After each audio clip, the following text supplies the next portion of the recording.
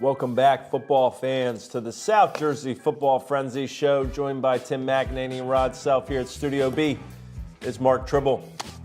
A lot of action tonight. We're going to make this we're going to round the bases as quickly as possible, as many of you I know are ready to watch the Phils at 8:08 today. Hoping to go ahead and get rid of the fish and on to Atlanta, but we will see. Correct. First and foremost, let me give a shout out to the people who bring us here. Our presenting sponsors, the West Jersey Football Coaches Association, established to promote, improve, and unite football in South Jersey.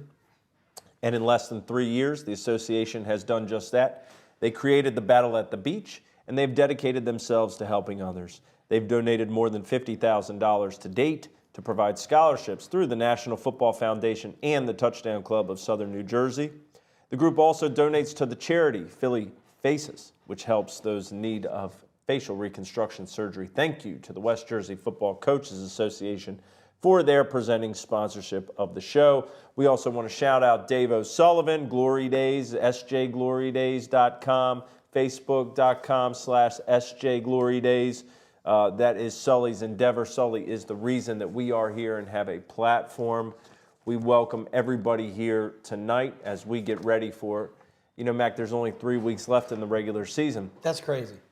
It is crazy. I mean, this regular season's ending the third week of October, which is our new world. Here we are. It is our new world. And first, we're going to take a look back at last week's game of the week, Mac. I was on the east side of Camden on Federal Street Saturday afternoon. Saw Willingboro beat Eastside 24-20. Raymere Johnson, a touchdown, 2 interceptions. I'm going to talk about Raymere here in a second.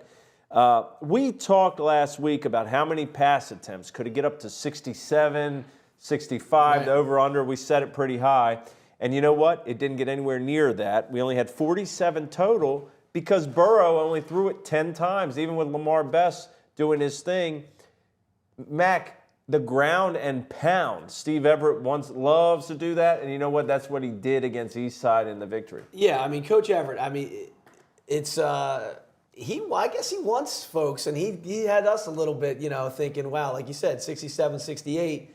Eastside put their half on up. Yeah, they did. But, you ask any coach, any head coach, running the football and dominating a football game, right? I mean, I know passing the ball is sexy. I get it. But if you can control the game and run the football, it's huge.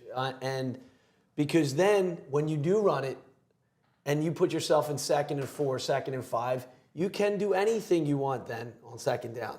Play action, take a shot, run the ball again, move the chain, whatever you want to do. So it really becomes – so Coach Everett's been doing it a long time and had a lot of success. And if they're getting the clips that they were getting, why throw it more than 10 if you don't have to? Yeah, it was great to see our guy Dwayne Morris came down from Union to enjoy the game. He experienced what we call as the phenomena of the Twilight Zone game at Mike Rozier Stadium, where you never quite know when it started, when it's going to end, how many penalties there will be. It was a lot of fun. That was great to see you, Dwayne. Although I will give a shout out to Eastside. The clock worked the whole game, Rod. We threw it over-under on time too, Rod, didn't we? It started at 1. What time was the? I think it ended around 3:47, 3:50. All right, so that was the under too. Yeah, I think we had it was definitely the under. Yeah, we had it at 4:20 something. So right. yeah, that was. So we had the under on the passes, which you're going to get the under on the time with that too. You would have told me, well, Willingboro's only throwing 10 times. Maybe I would have changed my number. But. Right. Definitely would have changed a lot. Yeah, exactly. No question about it. There was one thing on each side of the ball I want to touch on here. First, for Eastside, I like the way Nas Flack threw the ball, a quarterback who's been a basketball player, hasn't played in a few years. Thought he had some good awareness of the pocket, shiftiness, really good internal clock. You don't see that a lot from guys who haven't been playing through the years, but he kind of knew when to move around. I know he had a couple of throws he wanted back. Including a big momentum change there at the beginning of the fourth quarter. But I like the way, I think in looking at the stats that we look through each week, and thank you, Chris Baker, for all that you do cobbling these things together. But when you look at the stats from Eastside and some of the scores, right, they scored 14 in triple overtime against Pennsauken. They scored 7 against Shawnee. They scored 6 against Irvington. I'm going there expecting, maybe this is just going to be a rock fight. How many yards can they get running the ball? But I think the progression that Flack has made through the season thus far offers a lot of hope for Eastside going in the playoffs. We know the defense is going to travel. We know they'll be able to run the ball at a decent clip. But I liked the quarterback, and I think that it gives Eastside another dimension as we kind of crawl towards the playoffs. Yeah, and look, just like I said about Coach Everett, Coach Brown wants to run the ball too. I mean, maybe not 40 times a game, but they both understand. Coach Brown understand you got to do it up front, offensive line, defensive line, and then having a guy like that to, as you said, been away from the game a little bit, coming back in, having a pocket presence. It's athlete, right? He's an athletic kid who's understands sports, right? I mean, I know different sport, but kids who are athletic and have a feel for sport, the learning curve's quicker, I should say. It is. I think also the quality of the receivers. You got Willie Love. I mean, the guy made an incredible jump ball catch over two guys at the end of the first half. You got Marshall Washington Jr. is now playing wide receiver. He had a 71-yard slant for score. The talent on the outsides is there. Can they round into form offensively and maybe less penalties, maybe get things a little bit under control there? I saw encouraging signs for Eastside. Now, Raymere Johnson got the hat in this one, Rod, and he's a kid who, Derek Bryan is someone we looked at, came over a couple years ago. Star running back. He's lost due to a knee injury for the season last week in practice. Raymere Johnson steps in. He has 91 yards on the ground, a touchdown, and he put the ball on the turf late in the fourth quarter, which seemed like it was going to doom Willingboro. The next play gets an interception, returns it to the 4. Bounce back. Kid transferred in from Cherokee after last season. Gives them a dimension, man. They like to. We know how big they are, Rod. Gives them someone to run behind that line. Yeah, that size up front that Willingboro has, they've been having that for years. This is nothing new. We know Willingboro is going to have some big guys up front. I mean, that's been kind of their pedigree over the last couple of years, even when they've won the state championship. They had some big guys up front. Yeah. So they're kind of used to getting back to that standard of having a big offensive line. Let's run the ball. And they have capable backs. They normally have one or two guys that probably don't play because the guy in front of them is just that much better. Right. You know what I mean? So being able to run the ball with just the 5, not being able to displace some guys when you line up in twins or trips, when they do that, you got to pick your poison in the box, right? You're going to keep 6, you're going to keep 7 in the box. You keep 7 in the box, they can still hit you on the outside. You cover. You load up on pass, drop 7, drop 8. Yeah. Exactly. And the question, how good is it where you have a kid like Lamar Best, who's a really good thrower of the ball. You have the athletes on the side out wide, but you just decide we're going to run the ball and we're going to throw the ball 10 times. Against a very good defense, right? Yeah. How good is that? Well, hey, listen. It's a good luxury to have. Yeah, it is. And I bet you, too, not to interrupt you, Mac, but I bet you, too, they remember that state semifinal game last year at Cherokee where the wind was blowing so hard and they played Rums and Fairhaven. Guess what? There wasn't going to be a passing game that day. No. So, you used to say with Saban, the run runs. The run runs. Steve Everett likes the run runs, man. Yeah. Because when you're in those days in November, December, at the bowl, as it was in the South Jersey championship games, it's cold. Yeah. It's cold. It's windy.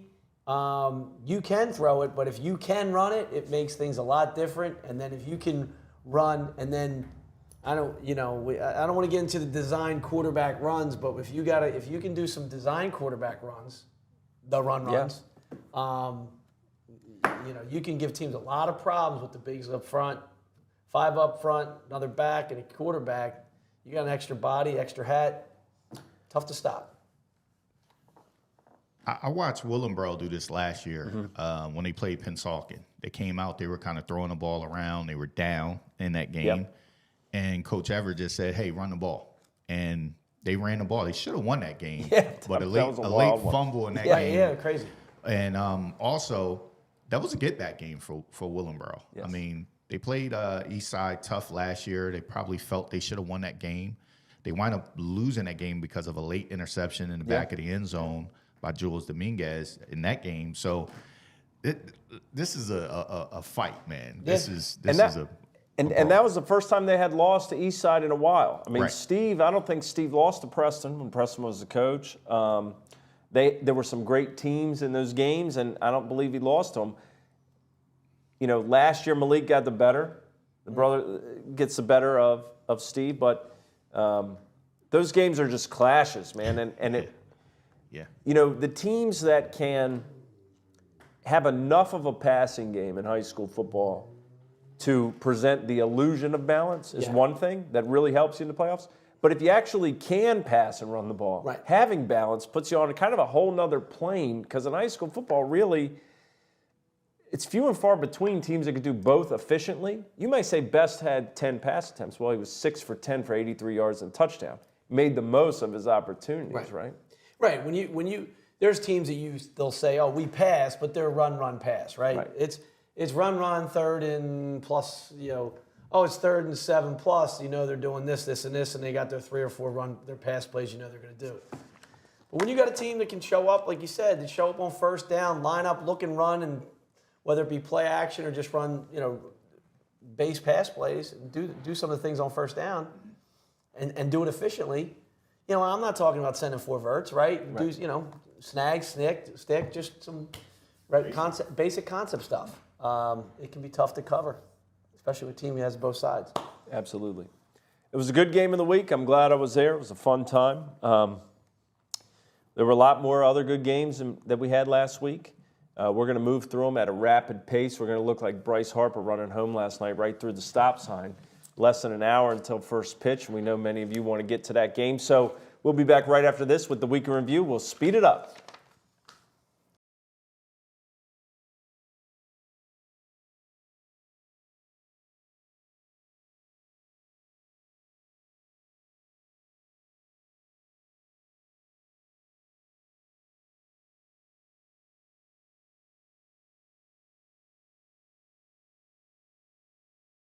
Visit our website for more information.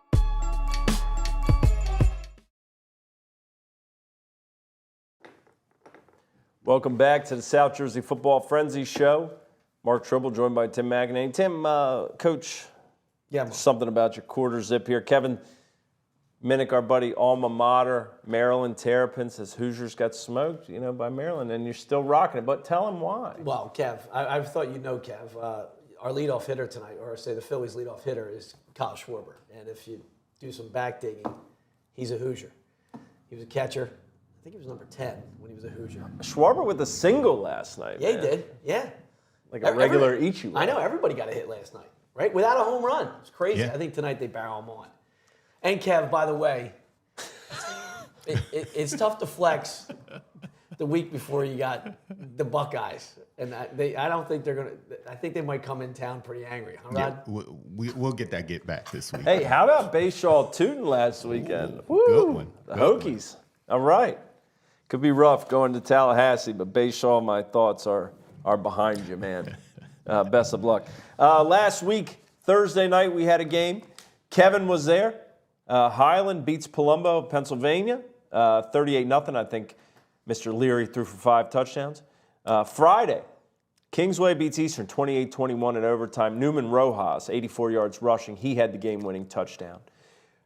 4-1 now for Millville, our number 1 team. They beat Lenape 26-3 on the new turf at Wheaton Field, John Barbosa Stadium. How'd the turf look? It was beautiful. What a night, right? They pregame ceremonies, had some dignitaries back, ribbon cutting ceremony.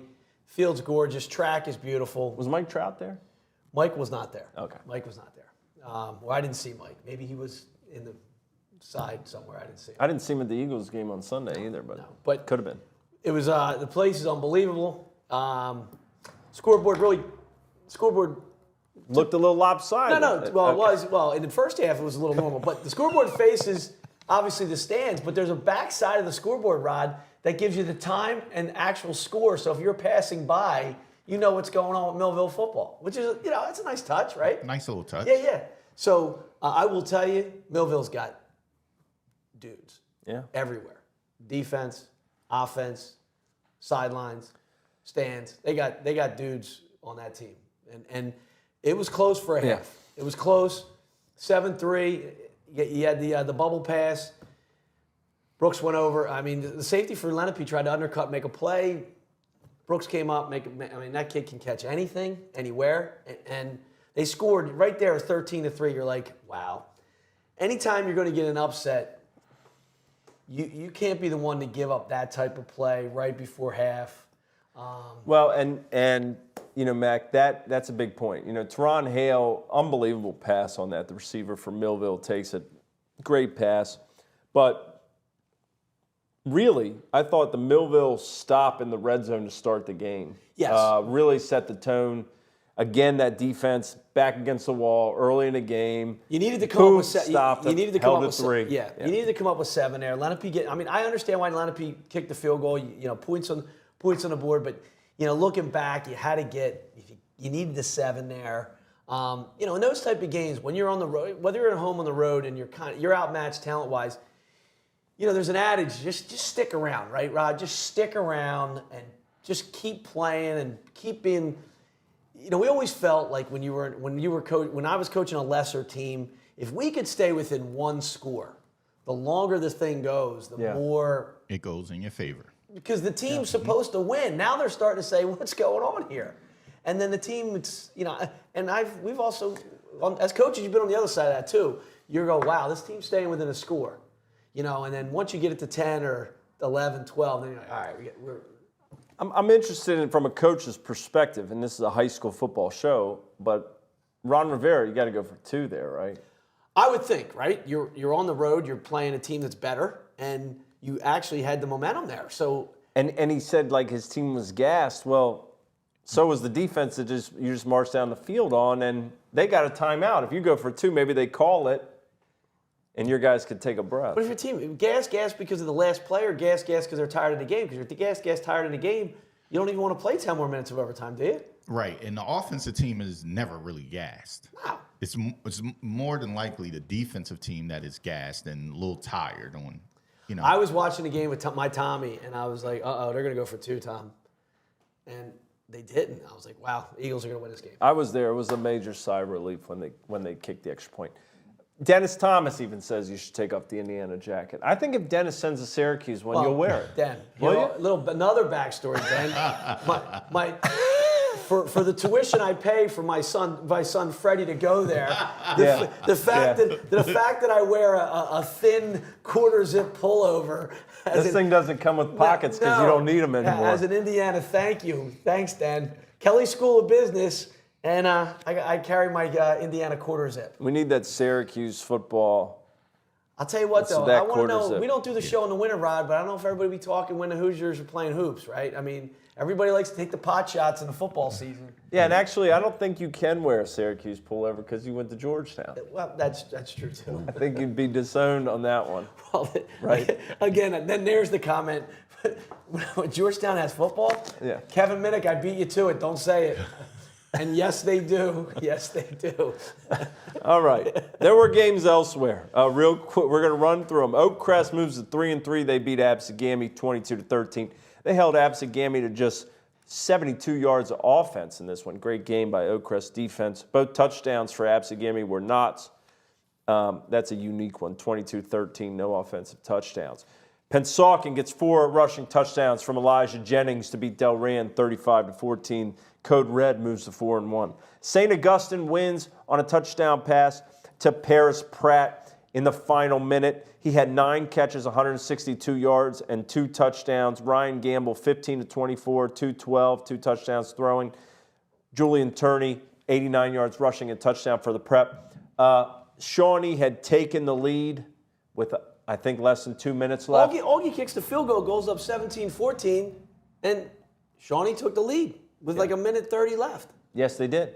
It seemed like, hey, man, this is crunch time, and Shawnee's finally going to get that signature win. St. Augustine engineers a great drive, goes down and wins it. And a real shout-out to Ryan Gamble, though, and the passing offense. Absolutely. Part of it, kickoff return, spearheaded that final drive for Augie. McClear, they got into, short field offense. But it's a tough one for Shawnee, right? We've talked about the gauntlet of teams that they had to play, and they got. I know we're going to touch on it at the end. They got to travel to that new turf down at Wheaton Turf, so it's not friendly confines. Down there.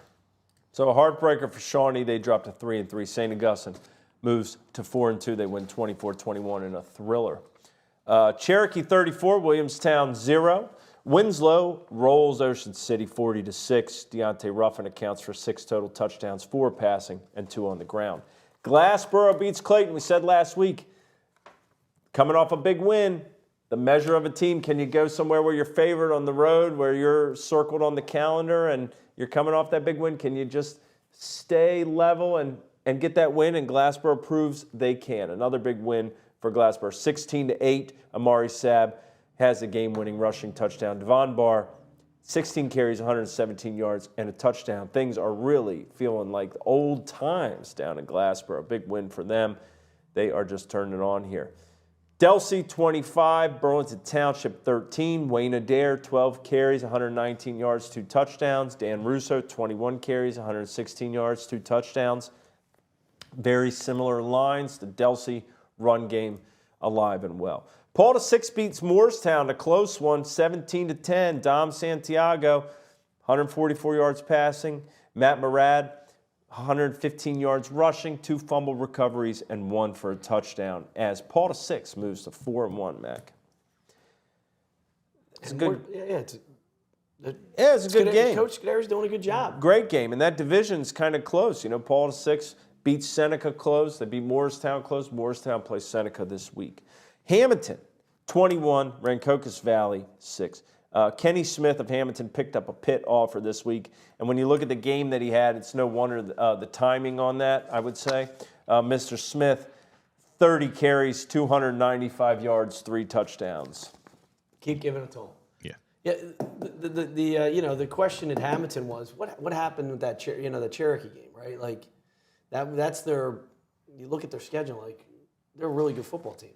You brought it up, Rod. Go ahead. Yeah, one of the things about that was, if you remember, that was after the battle at the beach. They played, I believe, that Saturday or Sunday. Saturday, I think. Right. And they turned around and had another game on that Thursday. I think that game was moved to Thursday because of the holiday. So that was like a quick turnaround, not normal. Quick turnaround early in the season. Exactly. At the bowl. At the bowl. So perfect storm. Yeah. Right? Yeah.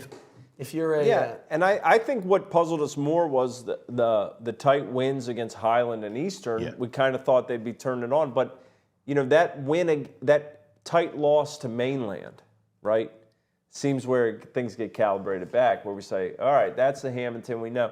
Then you beat RV 21-6. RV's a pretty darn good team. Yeah. And now Hamilton finishes off. I mean, they got a big game this week at Timber Creek, and then they go to Delsea. So we'll really know. They're going to be very battle-tested when the playoffs get. Sometimes also, we're all guilty of some of this stuff. We've gone into halftime every once in a while going, we got 22 in the backfield. Coach, he only has 10 carries in the first half, right? JoJo only has 10 carries. You can game plan all you want, but eventually you got to say, they might have sat there on a Monday night with their coaching meeting going, Kenny doesn't have enough carries, Coach. Or Coach might have said, Kenny doesn't have enough carries. I was at the RV game this weekend, and Kenny's that guy, man. Yeah, he's unbelievable. 30 for 295. Yes, and I believe that was a school record. So, I mean, that's saying something there. The one thing I'll say about Kenny is, more than any other back in South Jersey in a little while, is just his patience. Yeah. Mm-hmm. He's not a guy that's just running into the line and, pounding. He's very patient. Smooth. He finds his holes, and then he knows how to break out of there. Right. Really, he's really good running back. And he's tough to bring down Yes. once you get your hands on him. So. And all that said, he's also a heck of a young man. He still has another year. Yeah. Great kid. That used to be my favorite thing junior. When you'd have a kid who's a junior who's good, you're like, oh, he's a junior. Yeah. He's just starting to taste, right? Yes. All right. Let's run through some of these other scores from Friday night. Pennsville 25, Cumberland 12. Cedar Creek goes to 5-1. They beat St. Joe Hamilton 39-0.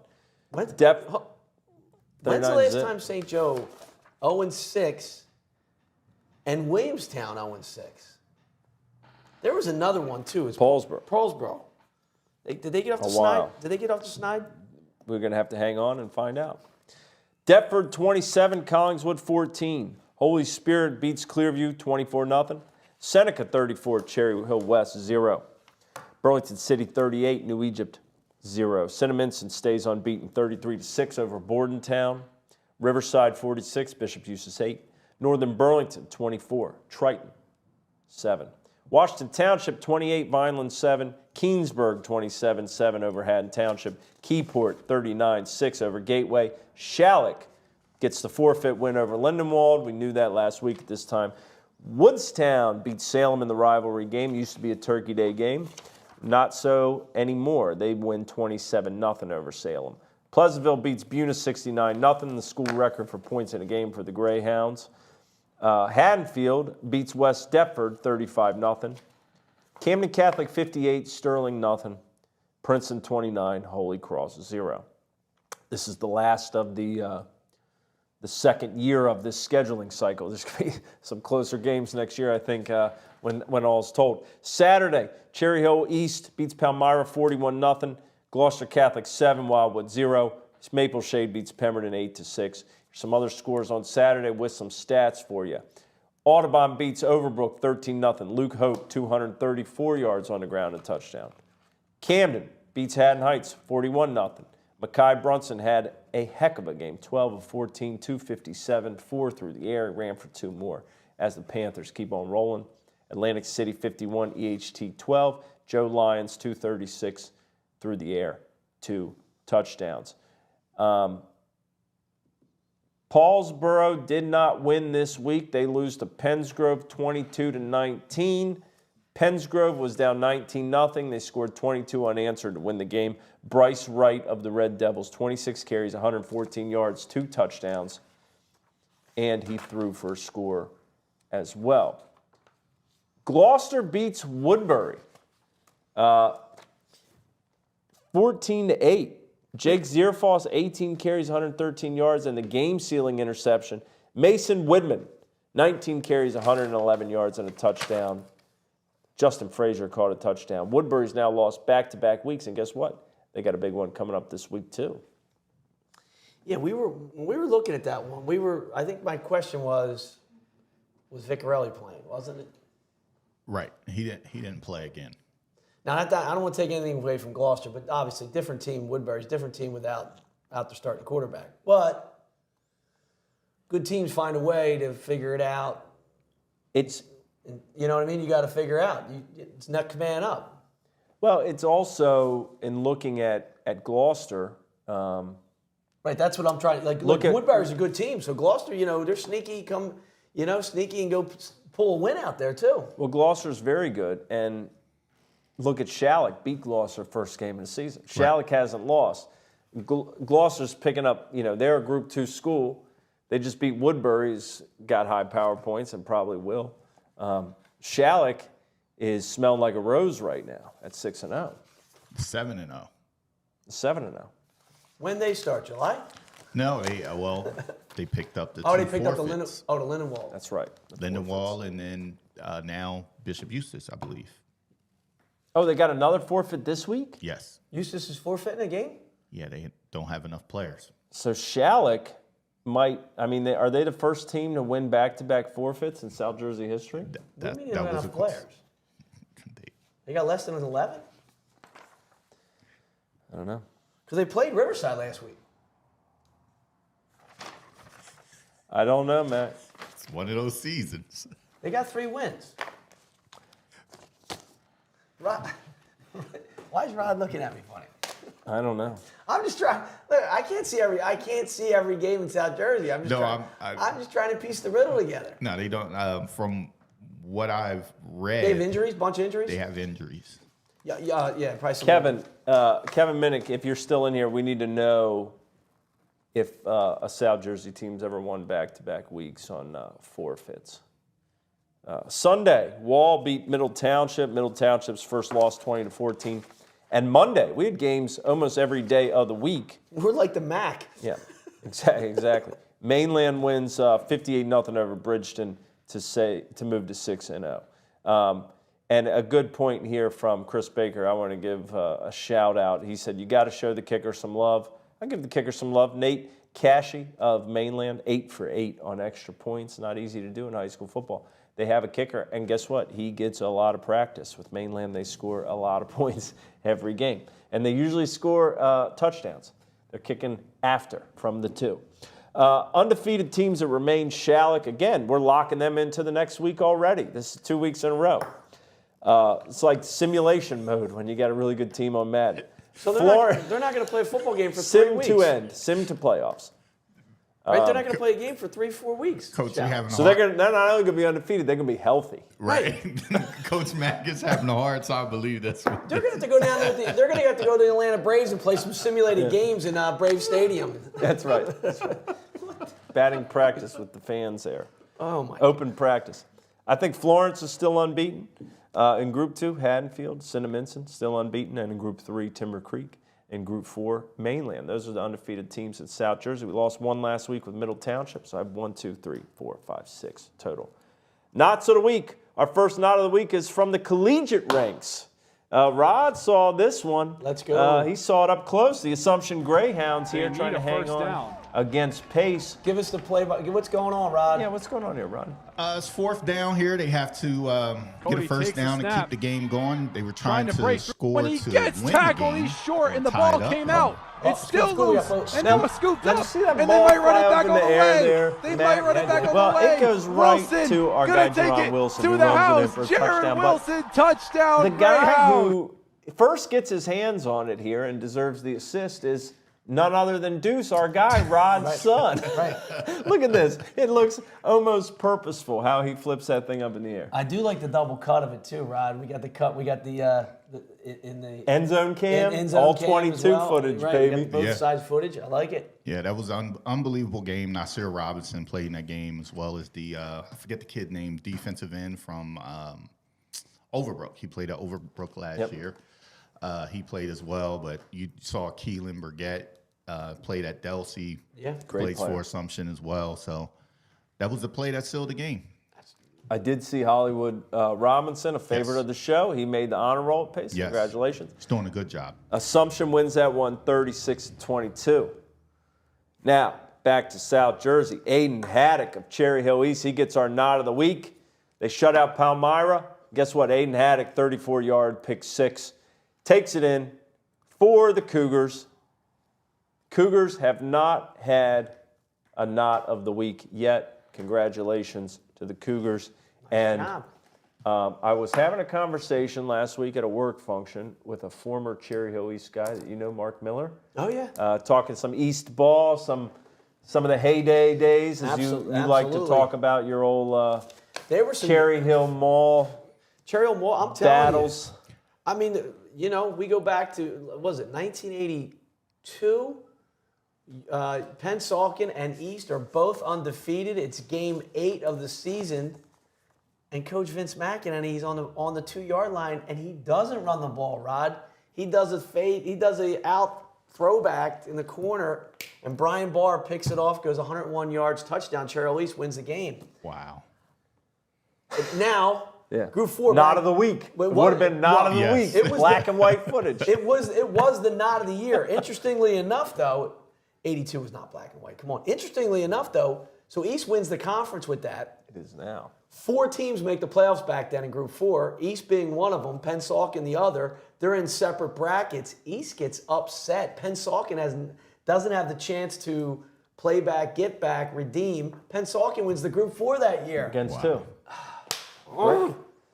Yeah, oh, Was it Brick? No, it was not Brick. It was at Willingboro, I think. I think it was Willingboro. Someone's going to correct me. God. I can't believe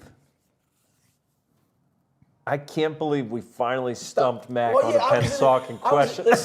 Listen. My wife can vouch for this. I'm in the middle of a little bit of Robitussin brain right now. So all right. I don't know if I should even be on camera. He wouldn't have even responded to Kevin, but he's a little bit loopy, so Mac took exception. We'll figure it out by next week who Pensauken played. Loopy. We got to look at who's playing this week. We got a week preview coming up right after this, so stay tuned to the South Jersey Football Frenzy Show. Champions are made through training and hard work. At Zubac Athletic Performance, we have helped over 40 athletes reach the NFL and have dozens of NCAA players in multiple sports using our programs today. Located in West Berlin, New Jersey, we can help you and your athletes reach your goals. Visit our website for more information. South Jersey, let me tell you about my friends over at SRA Home Products. SRA has been building sunrooms, pergolas, and patio covers for over 25 years. They've built more than 9,000 projects in the Delaware Valley.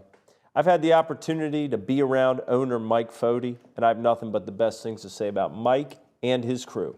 SRA is a gold-accredited member of the Better Business Bureau, under the elite provider status with Home Advisor, and they racked up Best of South Jersey awards in the past. They contribute to multiple sport associations and are huge supporters of Williamstown football. Find them online, srahomeproducts.com. Want to thank our sponsors today, NJFOA South Chapter. You saw the commercial there. If you want to be an official, they would love to have you. Be sure to reach out. There's a QR code and all that good stuff as well.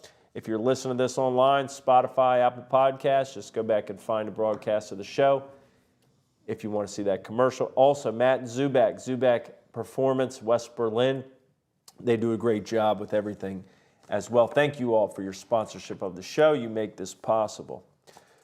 The preview, Mac, like I said, we got 3 weeks of the regular season left. We got some good ones. We're going to breeze through them as well. Friday night, Willingboro at Pensauken. Expect a lot of the ground game in this one, Mac. Elijah Jennings has been great for Sauken at 4 rushing touchdowns last week. I think maybe you talking about the throwback pass at the 2-yard line may make some people in Pensauken even more staunch about running the ball this week. Some painful memories. Steve Everett, we said he likes the runs. He showed that against East Side. Line of scrimmage is key. We'll have to see what happens in this one. Should be a good one. Yes, and like we touched about before, you can't be one-dimensional too, right? Yeah. It doesn't mean you have to throw 30 times a game, but you have to be able to throw it, If you throw it when everybody knows you're throwing it, it usually doesn't work out too well. Right. True. Shawnee at Millville, 6 p.m. Possible preview of a playoff matchup. Again, in that loaded Group 4 group.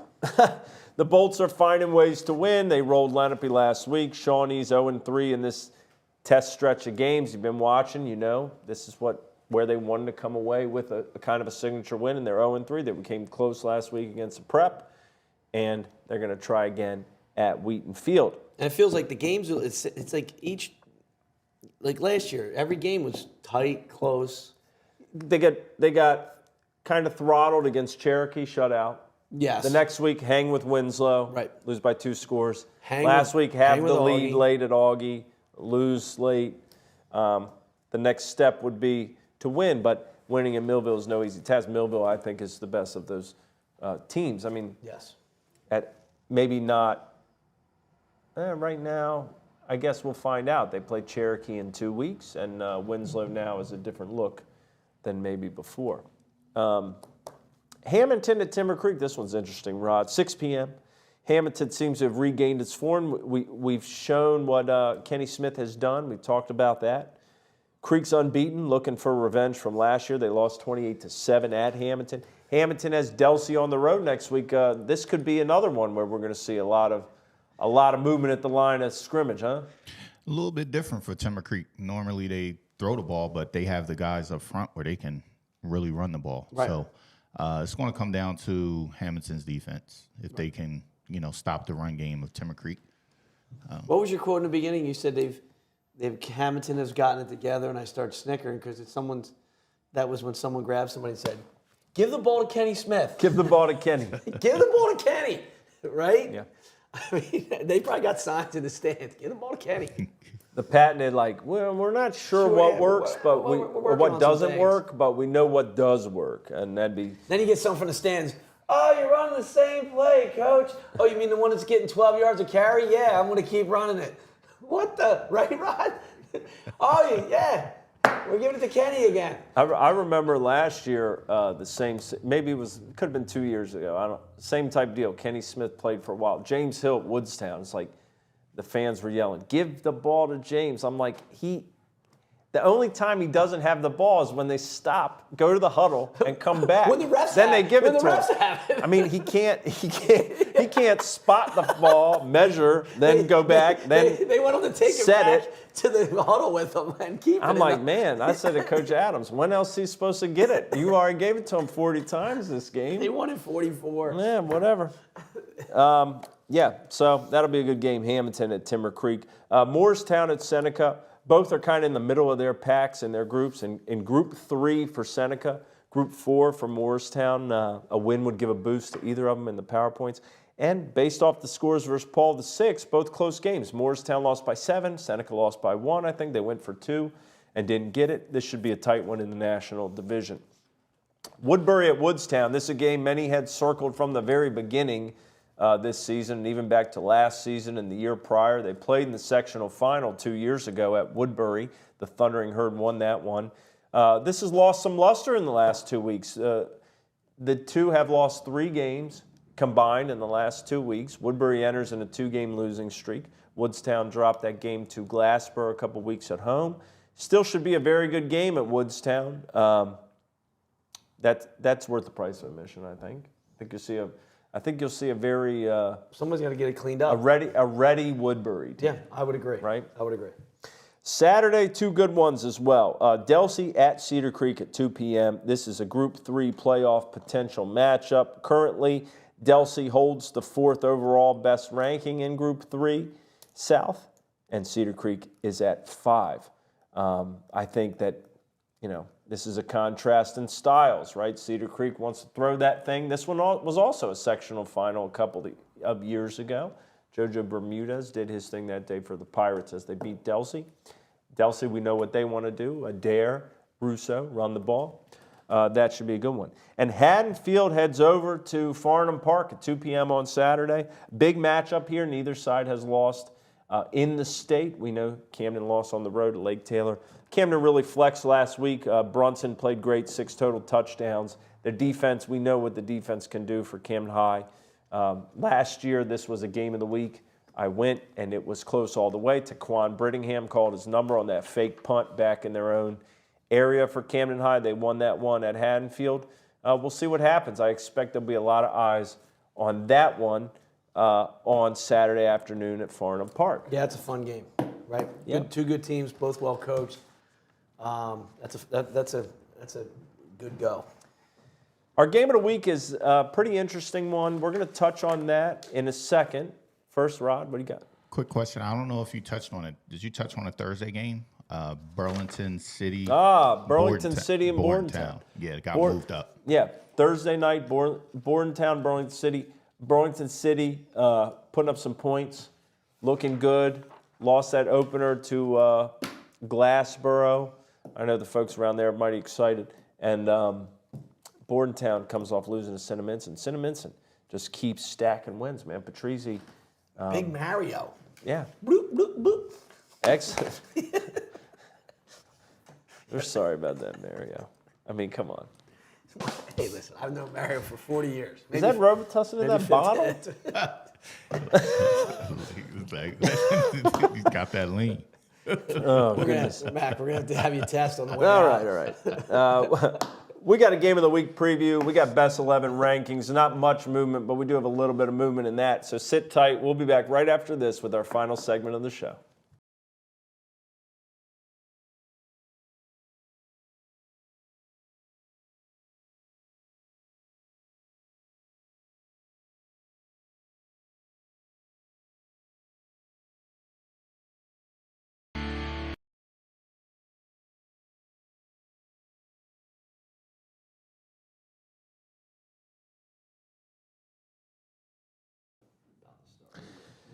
This show is brought to you by our presenting sponsor, the West Jersey Football Coaches Association, established to promote, improve, and unite football in South Jersey.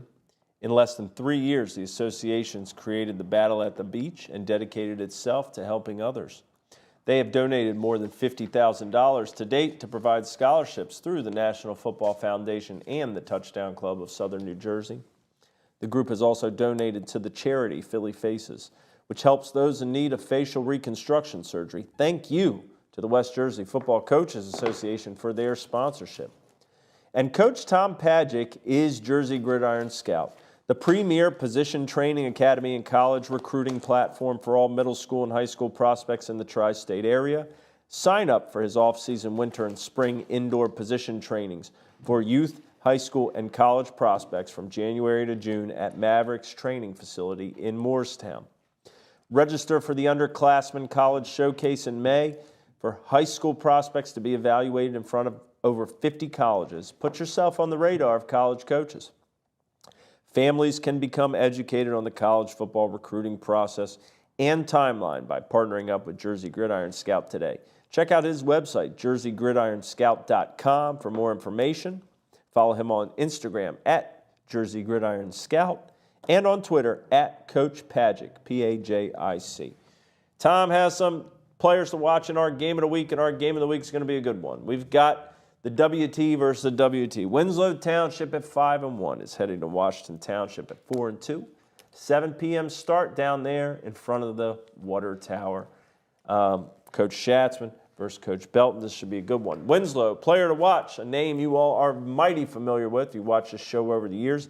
Deontay Ruffin, 6'3", 220-pound junior captain. Since his return in the last 2 games, he's thrown for about 400 yards, 5 touchdowns, rushed for 4 more. 9 touchdowns. That's pretty good, Deontay.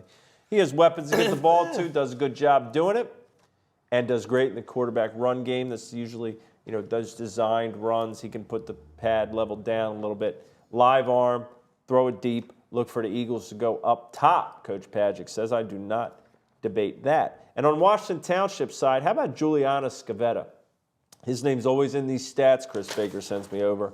A bruising back, 5'11", 195 pounds, senior running back, linebacker, captain, a Washington Township guy all the way. Leads the team in rushing, 485 yards, 5.7 a carry, 5 touchdowns. Has 7 catches, 109, 2 touchdowns out of the backfield. He's getting about 14 carries a game. Tom thinks maybe he gets up to 20 in this one. Will be a contrast in styles, I would imagine. But Washington Township does have a very good secondary. They've shown this year this will be their tallest task against a Winslow offense that has some serious firepower. 2 teams looking to get ready for the playoff push in Group 4 for Winslow, Group 5 for Washington Township, respectively. I think this is a lot like that Willingboro Eastside game, what Coach Everett said after that one. This game here is going to make both teams better in the postseason. This is the type of game that I think will help both move forward. 100%. You're talking about Scavetta. He's going to have a bunch of carries, right? They're going to have to eat the clock, shorten the game, all that stuff. But when you got the Ruffin kid back, look, the freshman was doing a great job, and he's going to be a hell of a player. But Ruffin's a load, and I say that with love because he. You got to pick your poison with what are you going to do? You going to drop 8 because Winslow's going to throw verticals, and they'll and Belton's and Hackenberg. Hackenberg might want to throw 40 times a game, right? Maybe not. But Billy Belton, everybody. I'm going to date myself here. Man, watching that guy play quarterback, he was fun. So they got design run that you better buckle up and stop it. And Township's going to have to disguise some coverages, show 8, not show 8, back up, drop in the box, show 2, not 2, all that fun stuff because you just play deep ball, you're gonna be tackling quarterback down 12 to 15 yards down the field the whole night. Bob Reed, good to see you in here, Bob. He says Scavetta, he heard he was out this week. Well, if he is, that's a shame for Washington Township, but Deshaun Long might be a guy to watch for Washington Township. I like him too. Yeah, I mean, look, they got players. I've seen Winslow live before they got some of the guys back. And now it's getting later in the season, as you said. We only got a couple weeks left, and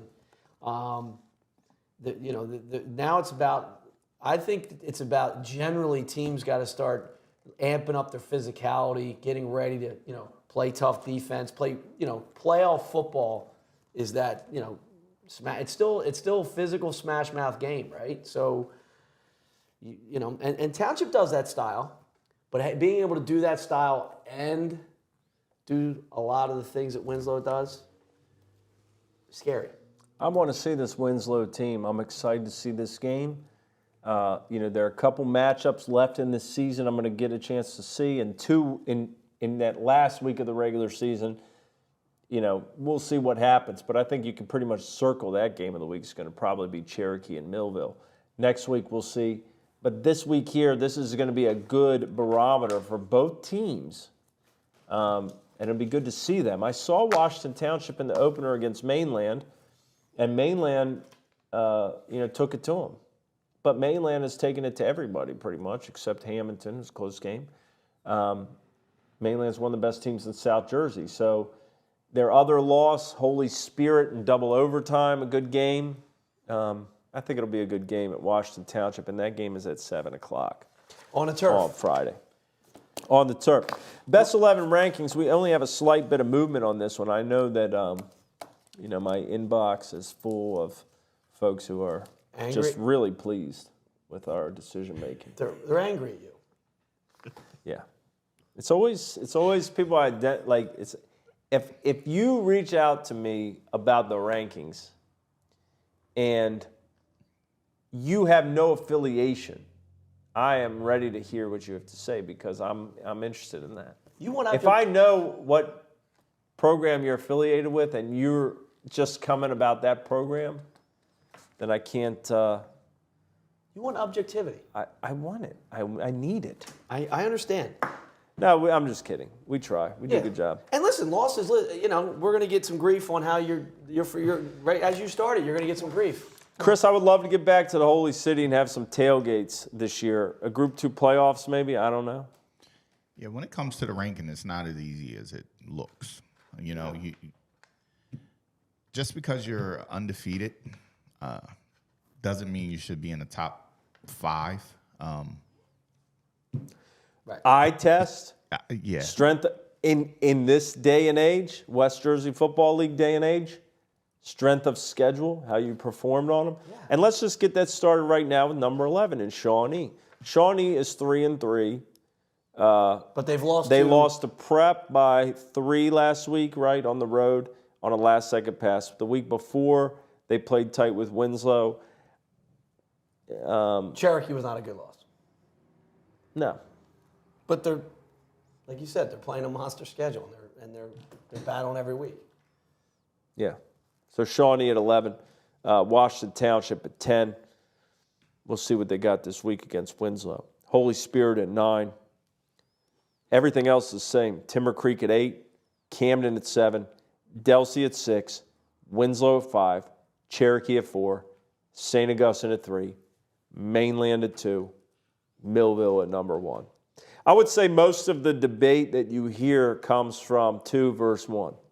Well, and that'll take care of itself. It could. And how do you assess Winslow being a different team now than they were when they lost a game? Right. That's why I would love to. That's why I can't wait to see them in person and get a feel for where the Eagles are at. That goes down to even looking at the rankings early on. It was kind of hard to put Winslow in the top 10. You know what I mean? Like they had to you got to play it out. Right. Now that they have their guys back and they've started to win, they're starting to move up.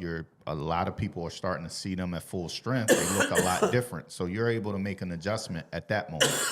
But it's a part of the rankings. I mean, it happens. It happens. But you can't. I mean, it's hard to argue because everybody plays everybody. You know, and if you play a team that's in the rankings, if you compete with them, it's going to be good. If you don't compete, it's not going to be good. I mean, it's kind of simple. So some teams just on the outside, though, for those who are keeping track at home. Before Mac coughs it up here,